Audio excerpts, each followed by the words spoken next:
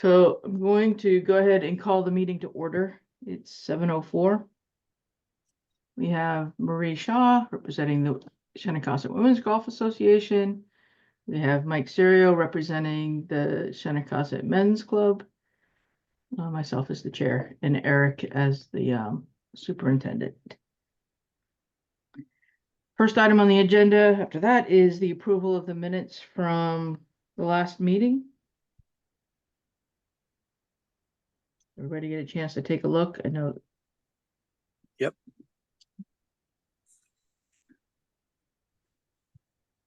Any comments, any corrections? No corrections on my end. Okay, me neither. Can I get a motion to approve the minutes from the last meeting? I'll make the motion. I don't know if that's. Yeah, it's gonna I be took the wild minutes. I here. don't know if that's the right thing to do, but I'll make a motion to approve. And I'll second it. All those Okay. in favor? Aye. All right. Yep. Here. Okay, so meeting minutes approved. So the next section of the agenda is what everybody's on the phone for, citizens petitions and comments. And we have a couple of people today who have shown up and would like to, let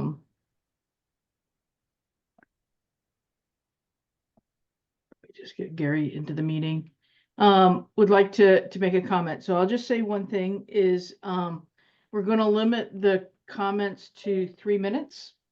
Feel free when you sign on or you start, please give us your name and your address. And you'll have 3 minutes to provide your comments at that point. So I see, hang on a second. We'll start with, just going to go in the order that you came in. So Kathy Dow. So I'm going to allow you to talk now. So Kathy, I think you can unmute. There you go. I did. Can you hear me? Yes, So you'll just be able to hear me, not see me? correct. Okay. Wonderful. Well, thank you for this opportunity. My name is Kathy Dow. I live at 21 Sound Breeze Avenue in Groton. I am a member of the Shennecossett Women's Golf Association. I just wanted to be able to take a few minutes to give an opinion and I guess a question also about the fact that we have these red flags now and don't have flags which I have been used to, which are red and white and blue flags, kind of delineating where the hole is on any given green. And I just, I really don't know exactly why that has come up or why it happened.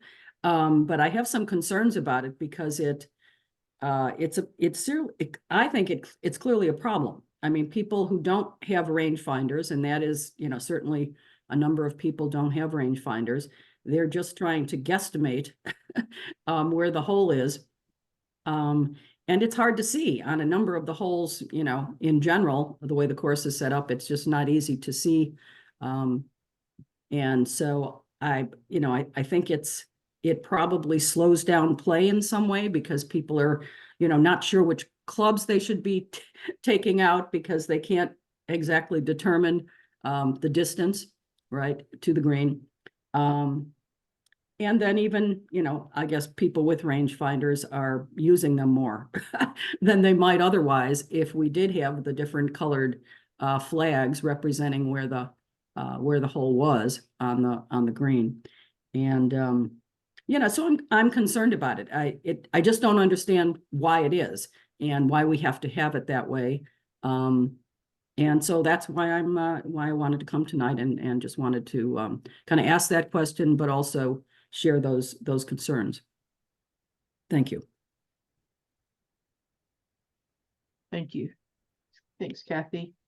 Any questions or comment on Kathy's?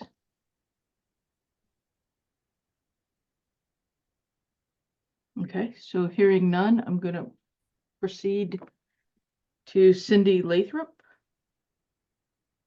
should be able to unmute at this point.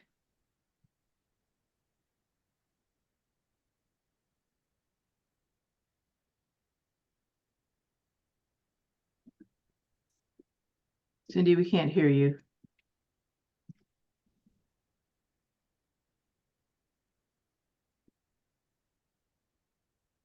Still can't hear you, Cindy.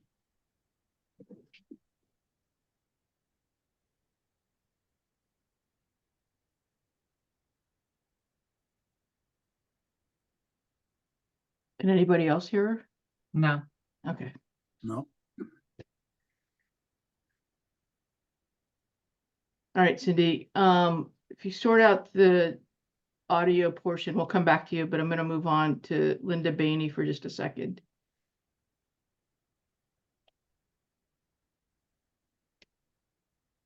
All right, Linda, Okay, can you hear me? I can. Hi, my name is Linda Bainey. I live at 175 Upper Patagonia Road in East Lyme. And I'd like to thank the board for allowing some of us to come and give our comments about the red flags. And I just want to say I've heard a lot of feedback from many players that they didn't understand why they switched, but that it's making it very difficult when they play. And I've played at a lot of courses in Florida, Connecticut, Rhode Island, and usually they're different colors, so you know about where it is. But also, if they are using the same color, they give a guide. And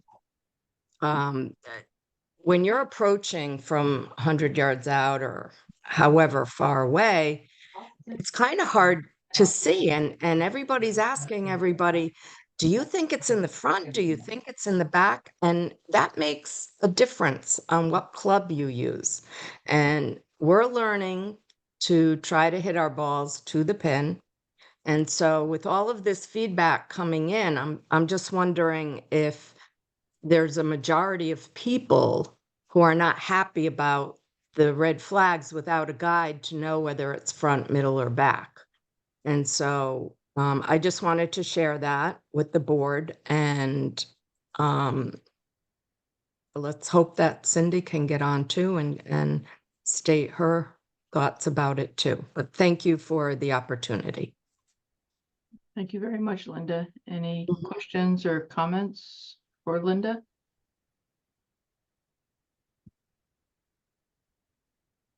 Okay, hearing none. Margaret, I have Cindy on my cell phone audio. Okay, Cindy, could you say something and see if it comes across? Try that. I'm ready to read if you can hear me. Can you hear the board? yes. Can you hear? Okay, go ahead, Cindy. Thank you. Hi, good evening. My name is Cindy Lathrop. I live in North Stonington, Connecticut. And for over 20 years now, I have paid an annual greens fee to Shennecossett. There are 3 golf courses closer to my home, but I choose to play at Shenny because the course is challenging and has a strong ladies group. My comments tonight have to do with the colored flags and all the greens instead of the red, white, and blue flags indicating front, middle, and back that were previously used. I am very involved in the ladies club and have served on various Shennecossett Women Golf Association committees, have served as vice president and liaison to this golf advisory board, and currently serve as handicap chair. I wish to make 3 points this evening. Point 1. As a non-Groton resident, I pay a higher annual fee. I play golf 3 days a week, ride a golf cart 3 days a week, and eat at par 4 almost every time I play. I would say that I'm a very good customer. After the first time I played with the all red pins, I questioned the pro shop staff about the change and was told that with my handicap, I should always play to the center of the green. By the way, I was taught to go for the pin. Each and every one I spoke to in the pro shop said the same thing.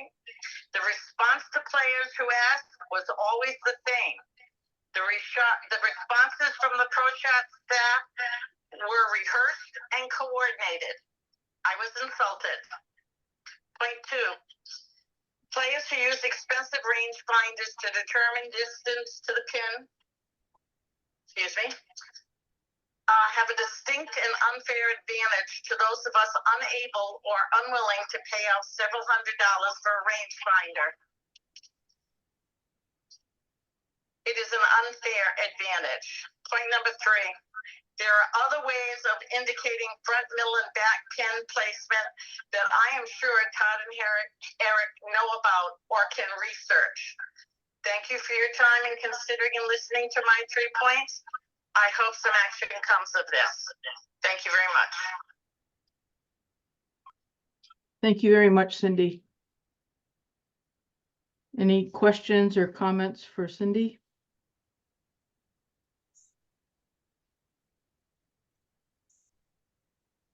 Okay, hearing none.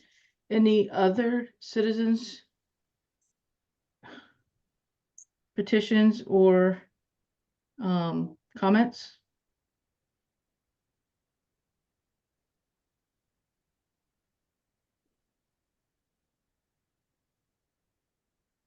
All right. If not, we'll move on.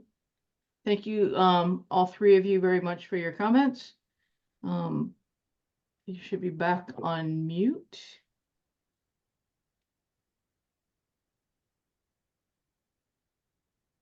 Feel free to stay for the remainder of the meeting or drop off if you'd like. And I apologize. I feel like I'm in a Geico commercial. I have a kitten problem. They just walked across my keyboard. 1 second.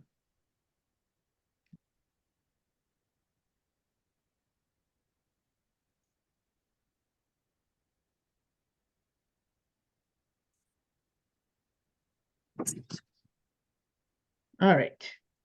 Any new correspondence or communications? And this is mostly directed at Eric.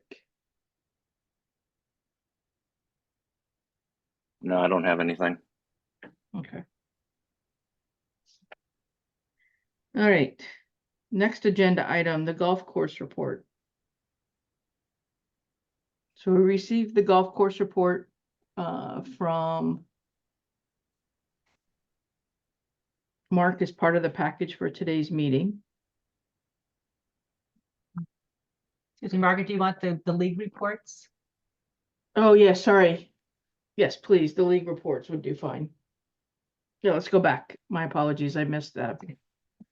Okay. The Shennecossett Women's Golf Association report, please. Okay, thank you. I'm ready here. Yep, I figured. Okay, so I'll kind of quickly read, I think, most of it. So SWGA will complete this month a full schedule of major tournaments and events for the season. We appreciate the support from Todd, Casey, Eric, Tim, and all the many staff who support us in our events. June was once again recognized as Women's Golf Month. Many women who were not course members spoke highly of Shennecossett's women's discount and that they received. And I think just wanted to say a really strong thank you for this. I think is the 3rd year that we had that. And Eric, I'd ask that just out of curiosity, I'd be interested, and I think many of us also would be, what the statistics are on the results of that discount, and is it making a difference, so that we have that information for next year. I'll give it, and when we get to the marketing report, I do have that number. Oh, you do? Okay, very good. Okay. SWGA member guest was successfully held on August 6th with 48 attendees. It was a fun event with a beach theme. The whole group warm-up, we had a whole group warm-up putting contest on the practice green. We also had some string discounts for putts, but those efforts netted over $400 that was turned over directly to our charitable event of the Terry Broder Breast Cancer Foundation. So our league, in their member guest, generously donated over $400, and in just 2 simple things. With Pink Day later on in August, which is our main charitable event, SWGA, another $1,400 was raised. So I don't have the exact numbers, but I think overall we have about $1,600 of donations to the Terry Broder Fund in memory of 3 of our members. And when I do the minutes, I'll get the exact figures in here. Okay, our closing day scramble, followed by our awards banquet at Par 4, will be held on Sunday, September 29th this year. Okay, in my report, I do have a concern. We had 3 of our members speak in public comment tonight. And I will say the all red flags continue to be an issue for some of the ladies in the league. And I'll speak for myself from this, okay? So when I play, I find at least half the holes have elevated greens. From afar, it is difficult for me and others to discern on an elevated green whether the cup is middle or back. I can get the front part, but I can't get the middle or back. I struggle with that when they're all red. And I do not have a rangefinder. So SWJ has a commitment to equal opportunity for fair play, adhering to the standards of USGA. And as a league, we have really worked hard on this the last few years. We now have a very clear understanding of what winter rules are, and we do not use those in season. And also, just this past year, as a board, we instilled a USGA rule that we follow religiously, that ladies have to post their scores within 48 hours so that our indexes are authentic and real. Okay. So along this line, and these are for equal opportunity in play. So along this line, how is a league competition fair when some competitors can afford the expensive rangefinders that will give them the distance of the hole placement, while others cannot afford the rangefinders? You know, should the course provide competitors who do not have the ability to borrow to have rangefinders, have a pool of them that we can borrow? I know I kind of grapple with that. I also have been very proud to be a member of this board, the GAD board, particularly because of the goals that we have set for us. And 2 of those goals relate to this issue I see with red flags, all red flags. One, the diversity player demographics, that we're trying to reach more people to play golf, but more people means that not everyone is going to have a rangefinder. So to me, this having all red flags and say that we need to use rangefinders is, excuse me for the term, but it seems rather elitist and against this goal that's very important to us. Another goal that we have is to challenge perceptions of golf to increase interest in play. And for many, golf is a game of competition. Going back to what I said, assuming that all players should have a costly digital rangefinder or similar tool in order to see hole placement, how can they compete if they don't have one? And how do we keep that goal in mind? So my recommendation, now I'm a little long-winded here, is that if the course insists on all red flags, I request, like many courses, there's be some kind of numbering rotation system that players could easily understand. Let all players know that if it's a one-day, flags on holes 1, 4, 7, 10, you know, every 3rd hole is going to be in the front position. If it's a 2-day, you know, do that rotation. I think that would be simple. I think it would be clear, and I think we could get it. And it would certainly make more of an equity and fairness aligned with our goals for the game of golf at Shennecossett. Thank you. Oh, thank you. Any comments, questions?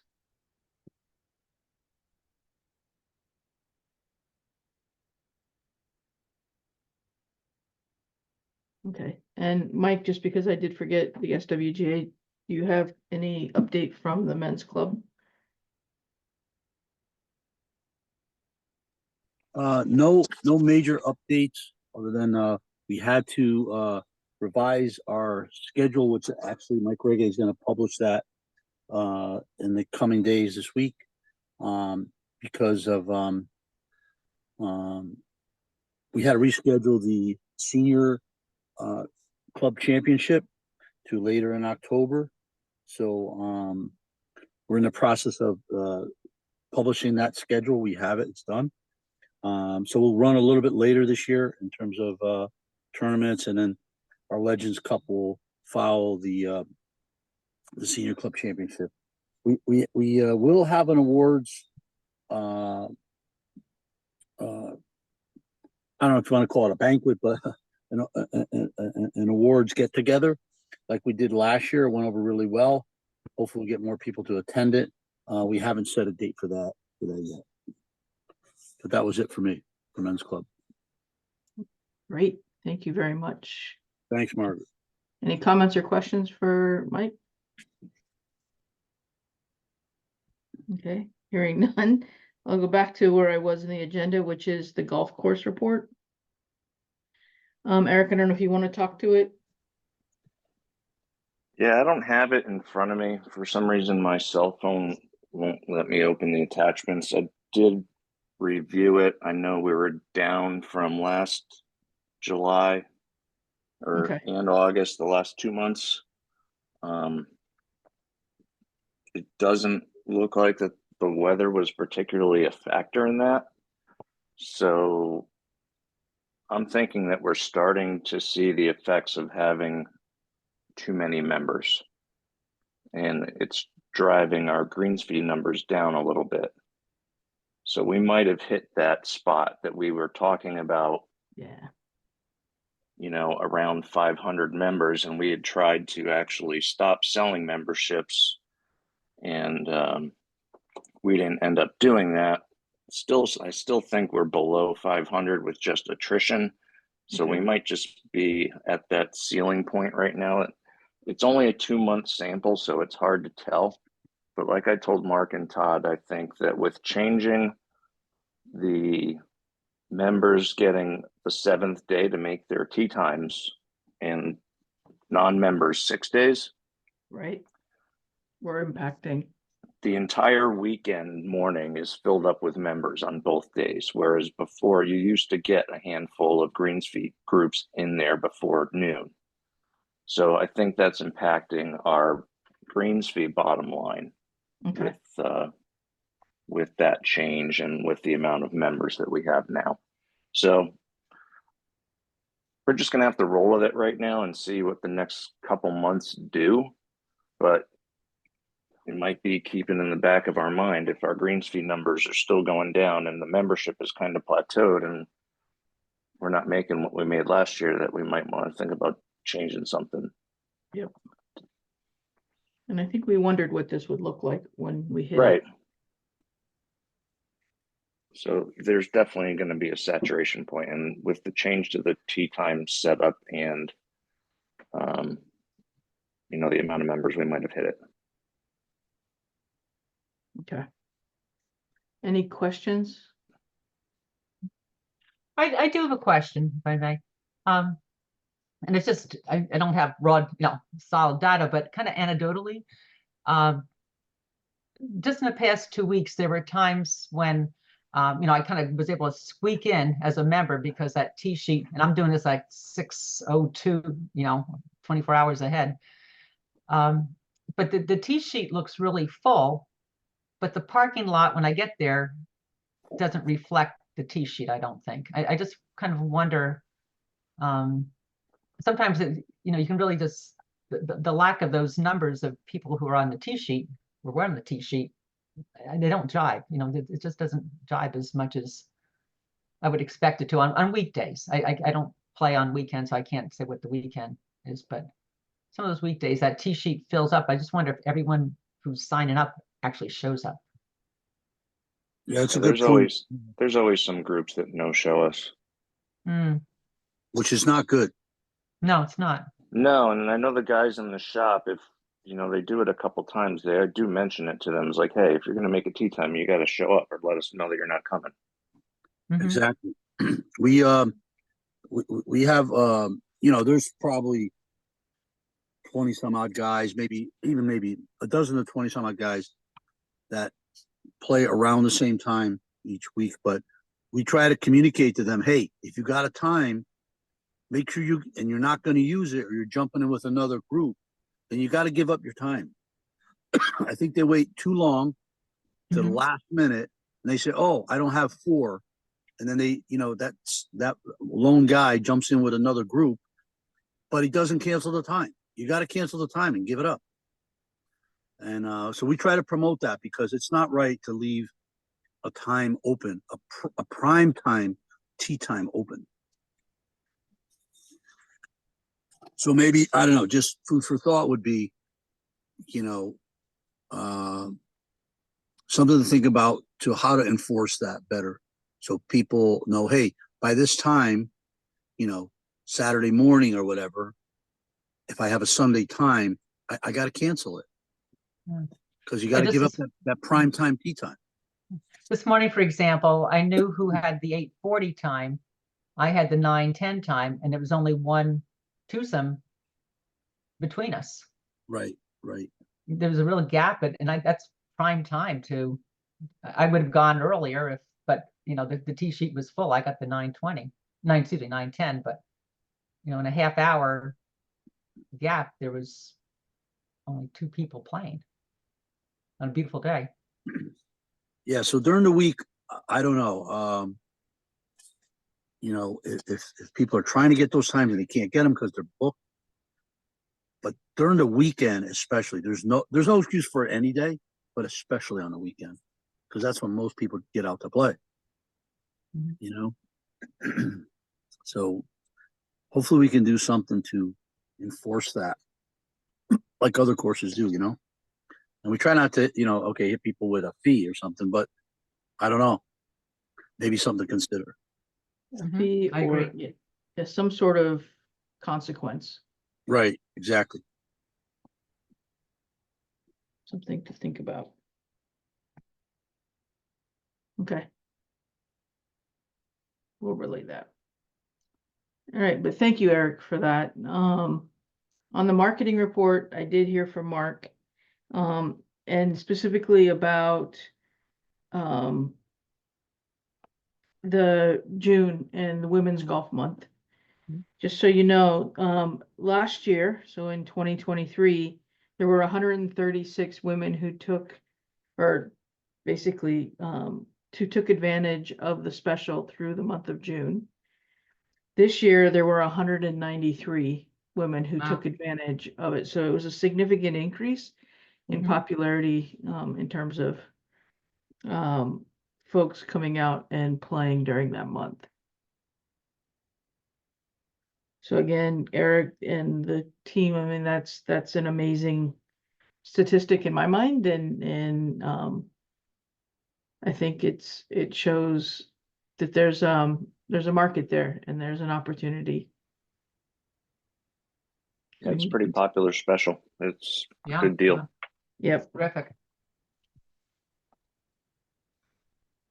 And if we can convert a couple of them into the women's group, so much the better. Yeah, we have. Yep, exactly. Yeah. So thank you again for all of that. I think that's just an amazing number. Okay. That's it for the marketing report. For status of goals and objectives. I don't know, Eric, if you have anything. Mark didn't send me anything. I don't have anything, no. Okay. So we have no unfinished business. So under new business, operational analysis update. Eric, I don't know if you want to.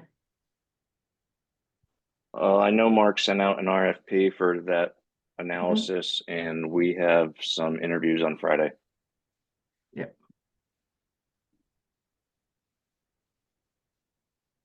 So that's I think progressing, which I I think think he is said great. four people responded.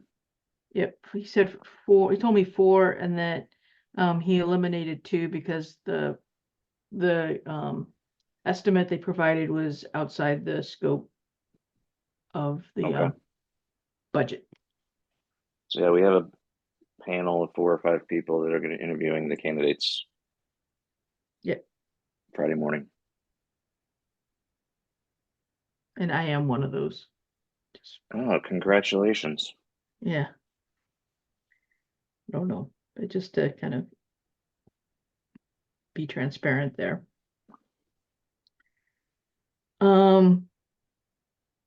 And then, so I think that'll be good, and then we'll be able to report back after that. Project updates. I think Eric is. golf course project for bunkers and tee work should be starting hopefully the end of the month. Oh, great. I haven't heard an exact date yet, but that's the target. So we can get going in October, the first week of October. Okay. Then the bathroom project and my maintenance building project, I guess, are both in the process of going out to bid. Okay. That's the last I heard. That's the bathroom down by number 8 that's going to be built. The bathrooms in the clubhouse, I know they're working on the floors the last few days, so work has started again, which is good to see. But we're obviously a long way from that project being done. Yep. But at least they're moving again. That was, Yes, there is activity. and my understanding is they're working overnight. Yes, yep.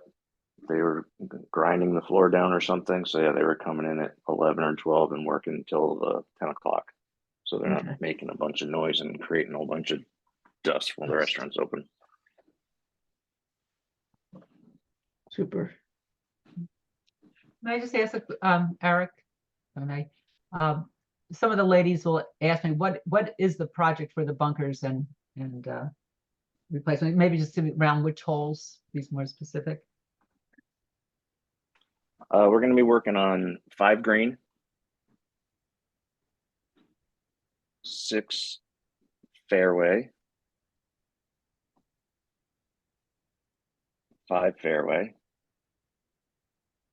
and 7 green. Like 6 and 7 fairway, they're the same. They kind of share that cluster of bunkers in the middle there. Those are all getting done. Mm-hmm. And then the green side bunkers on the 7, and we'll be stripping, leveling, and regrassing the 6 tee. Thank you. And building forward tee on 6, like we did on 2. Oh, great. I think that we can do some cart path work behind the 5th green, going to 6 tee. Mm-hmm. Any carpet work on 7 going towards the green from the fairway? I don't think they're going to do anything over there. Okay. We've kind of flattened it out with some of the own, you've seen the cart path millings that have gone all around the course. Mm-hmm. So we Definitely. Seen. put a bunch there and smooth that out. So it seems to be holding up pretty well. Eric, on the 5th, the work around the 5th green, right? Yeah. Will that interfere with play where the green has to be closed at all, or what do you think? Yeah, we'll probably have to make a temporary green at some point whenever because they're going to have to run drainage across the fairway from the little bunker by the right side of the green. Yep. And run drainage through the fairway into the other big bunker on the left. So yeah, Wow. at points during the project, there could be green closures. We could have temporary tees.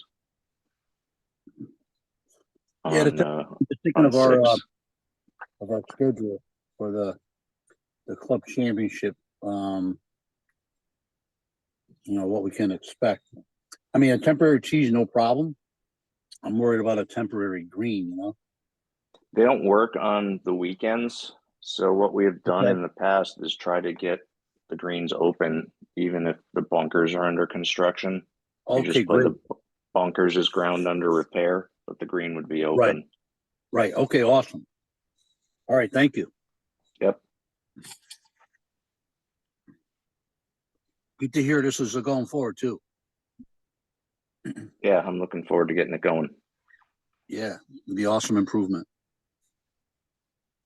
I just had one question around number 4.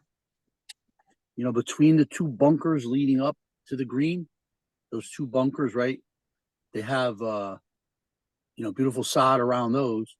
in between them though, you have a lot of like, it's just not pristine. It's more like crabgrass growing in. Will that be ripped up too, do you think? Or what do you think when everything gets underway? The crabgrass will die out, and then we'll slice and seed it again like we did this spring, and just keep ripping seed into it until it gets more of a better catch of grass that can keep the crabgrass out. Okay.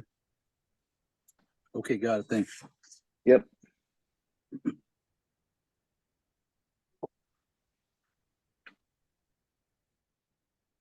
No, thank you. And I do hope your building gets some improvement, or maybe somebody decides to gift you a little bit more than what you're getting. Yeah, I think the whole building's just going to be stripped. They're going to reskin it and put all new doors and windows on it. So just cleaning up what used to be there. That's half there now. Yeah.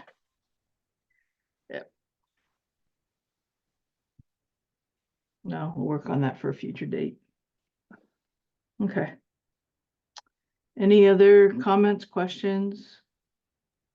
This, not to push, but when might we see that completed on the maintenance building and the bathroom on number 8? I don't have any idea what the timeline would be. Okay. I don't know how long they're making the bids open for. So it's really impossible for me to give a timeline. Thank you. Okay. All right, so I think that's what we've got for tonight. The next meeting is, I believe, November 4th. I think because the September meeting comes later than the first, we made a decision a couple years ago to skip October and just move to November. So I believe it's November 4th, and I'm sure Mark will correct us if I'm wrong. All right. With that, you get a motion to adjourn. Okay. I'll second it. Meeting is adjourned. Hey, Yep, thank you, thank you. Margaret. Have a Thank good you. night. Good Thanks, night. Good thanks, night. Eric. See ya. Take Good care. night. Bye.